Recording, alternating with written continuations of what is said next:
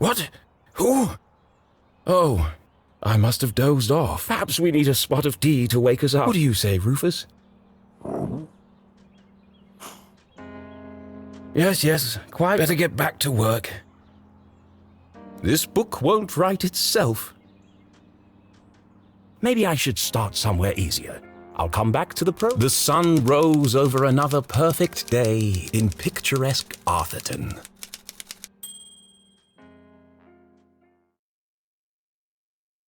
To the casual observer, Arthurton seemed like any other. It was nestled in a valley between two mountains, lined by lustrous forests, and perched on the edge of a pristine lake.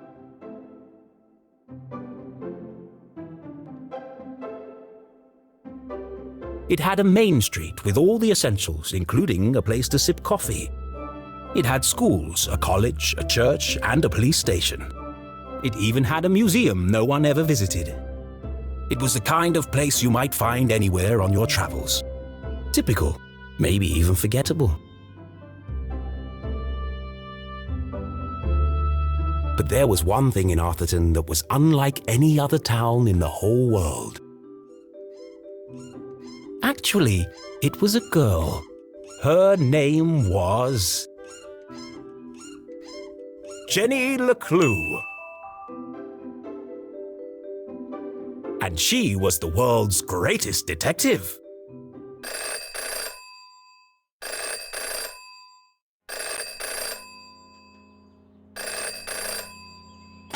Finkelstein residence. Oh, hello, Glenda. Yes, he said he might ring. Okay, patch me through then.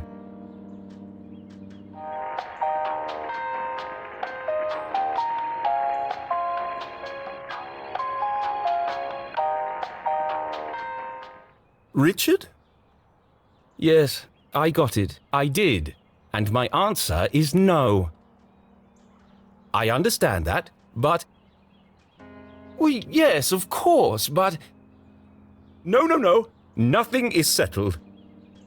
I'm not going to do it. It goes against everything my books stand for. No, not yet, but... If I could just... Please, listen to what I'm saying.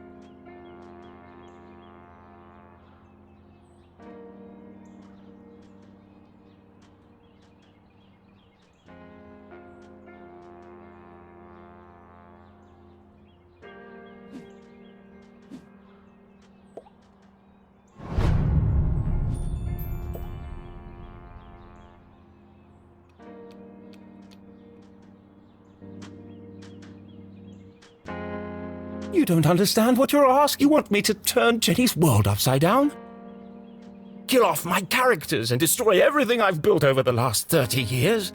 Fine. I'll give you what you want. But I warn you, I'm a stream of consciousness writer. And you have unleashed my fury. Good day, sir.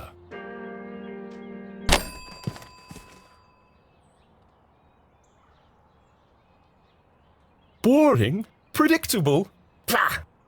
Well, if it's murder they want, it's murder they'll get.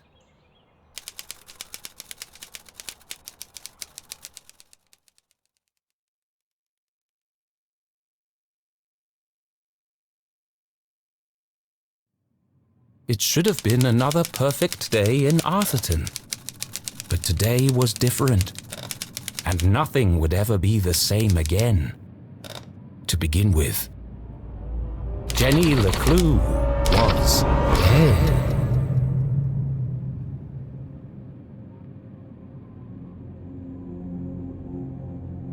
Her skin was pale, her eyes glassy. What cruel fate had befallen our beloved detective?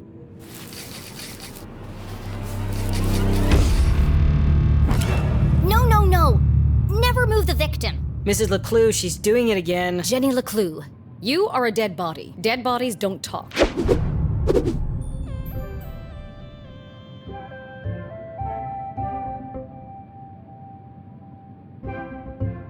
But he's doing it wrong!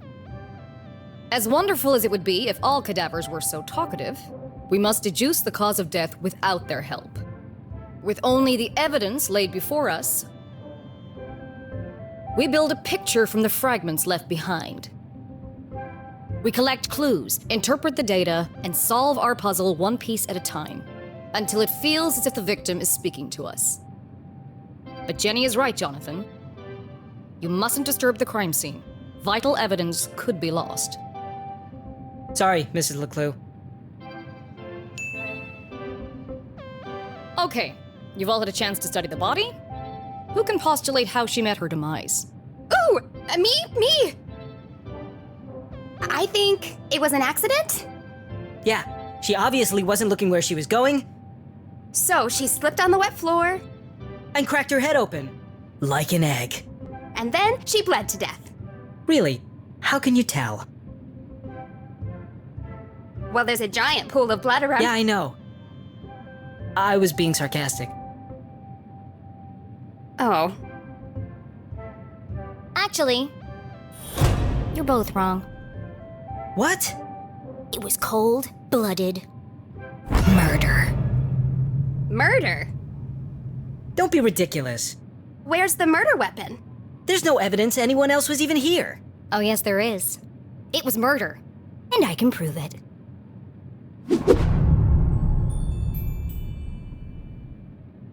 Jenny had read all the books. She'd absorbed all her mother's teaching, but there was nothing quite like getting... How many people get the chance to solve their own... The first step in any good deduction was collecting evidence. Seemingly insignificant details could provide a vital piece of the puzzle. First, I'll search the crime scene for clues. Then she'd analyze the data. And finally... Deduce the real cause of death.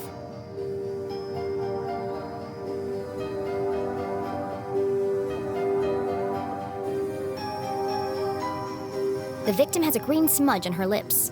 It's not lipstick. Without her trusty bifocals, Jenny couldn't see the nose in front of her face. They were her window to the world, and the lens through which she focused her keen detective vision. It wasn't Jenny's style to wear accessories, but this hair clip was the exception. Its function as a lockpick had saved Jenny from a long night trapped in her school locker.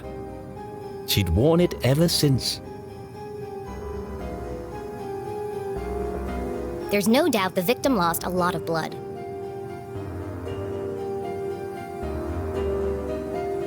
Jenny's blue sweater was scruffy and quite uncomfortable. But her grandmother had knitted it, and so it was her favorite. The more it itched, the closer she felt to her. What a waste of perfectly good coffee. Jenny's love for coffee was almost as strong as her passion for crime solving. Chalky green residue on the rim. Smells like burnt matches.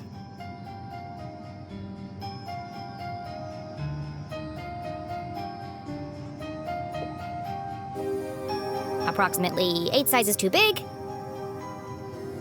And covered in mud.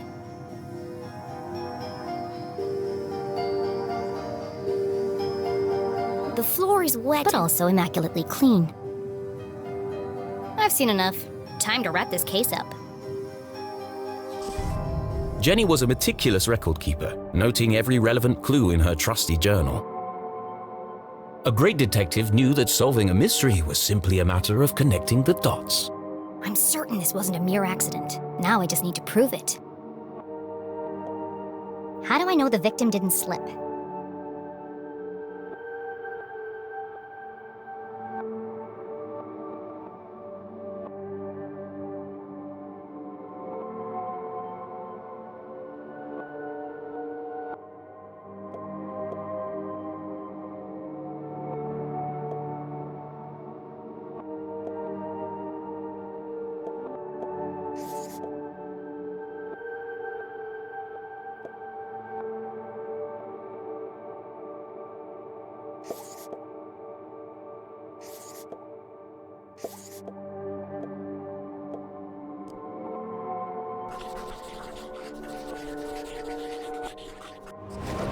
The victim's boots are filthy.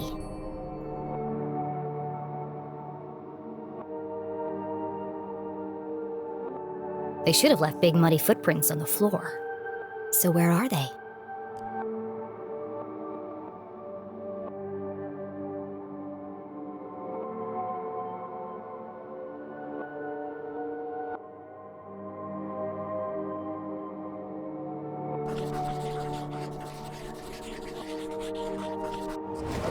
Either someone washed away her footprints, or she was carried here.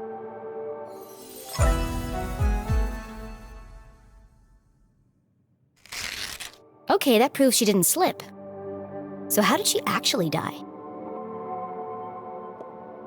What was the real cause of death?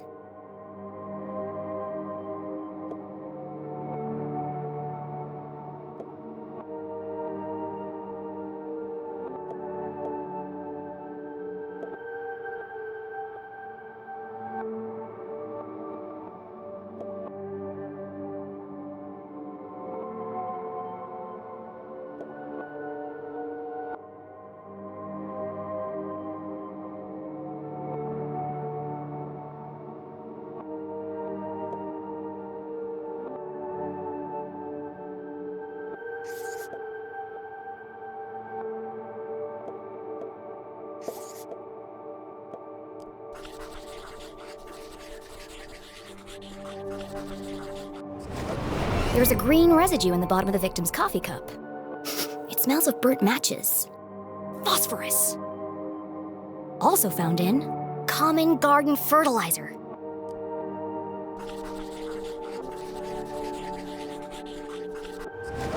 The same green mark is on the victim's lips.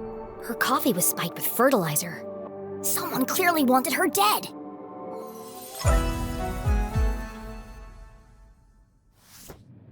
Ah, the case of the dead lab assistant. Gone before her time. Was it poison? Yes. A blow to the head? Yes. An accident? Certainly not. No footprints in an unshattered mug? She was killed somewhere else and carried here. This is the story of a scorned ex- Jenny? The gardener enacting his revenge. Jenny! A deadly brew of fertilizer and caffeine coursing through the veins. That's quite enough, thank you. What happens to the gardener? Is this gonna be on the test? Remember, class, even the smartest criminals make mistakes. This is how we catch a killer. But what's the point of all this? Yeah, there hasn't been a murder in Arthurton in years. Every town has a dark side, even Arthurton. By doubting, we are led to question. And by questioning, we arrive at the truth. Okay, that's all for today. don't forget, next class is our field trip to the morgue. So have a light lunch.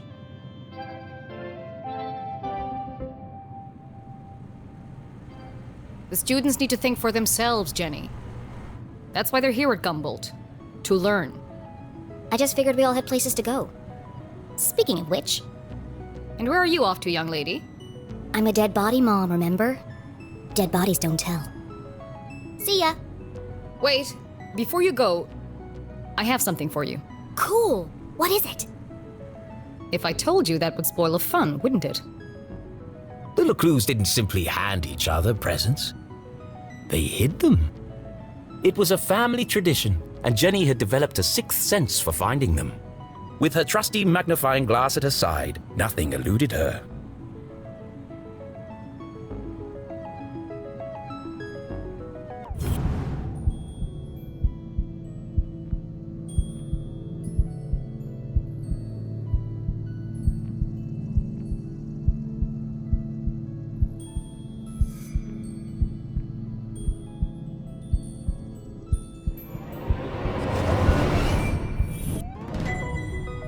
Journal!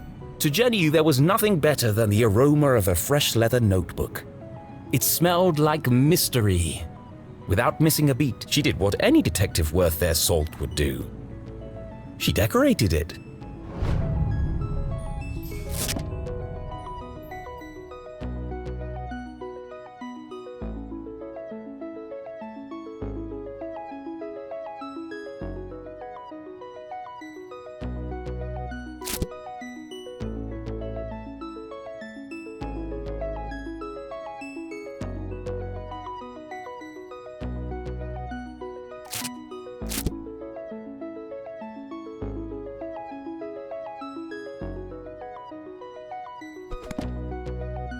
A new journal meant new adventures. She imagined all the thrilling cases that would soon fill its pages. And on the first page, her mother had written an inscription. A great detective never gives up. Love, Mom.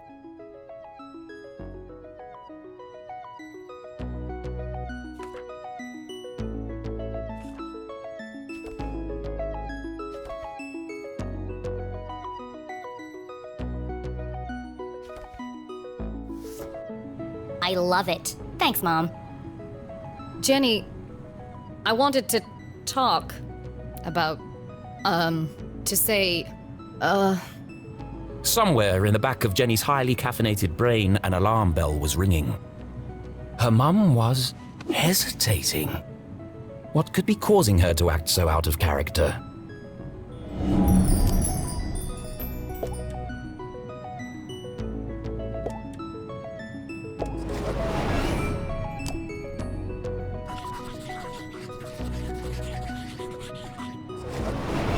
Crossed arms. Furrowed brow. Jenny saw it coming from a mile away. Her mother was about to get emotional. I've really gotta go. No, Jenny, wait. I need your help. What? Really? Jenny couldn't believe her ears. It was extremely unusual for her mother to ask for help. It must be something very important. Tracing the steps of a deranged killer? A cold case that only someone with Jenny's expertise could solve? I've misplaced the students' essays on decapitation. See if you can find them for me before you leave. I have to run. Wow, the case of the misplaced papers. Are you sure you want to trust me with such a complex task? I have no doubt you'll be able to find them. They're around here somewhere.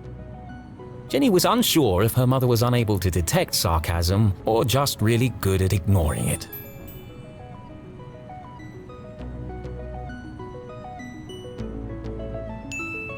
Okay, Mom. I'll find them before I leave.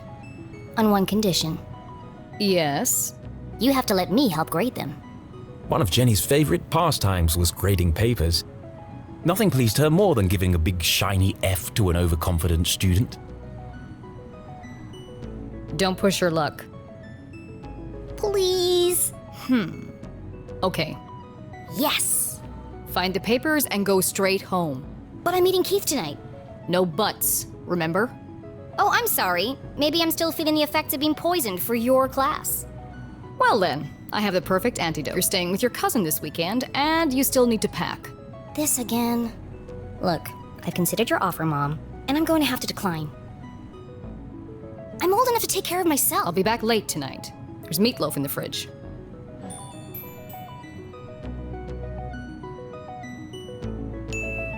Late again?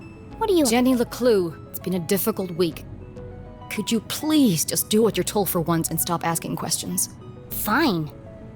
And try to stay out of trouble. When do I ever get into trouble?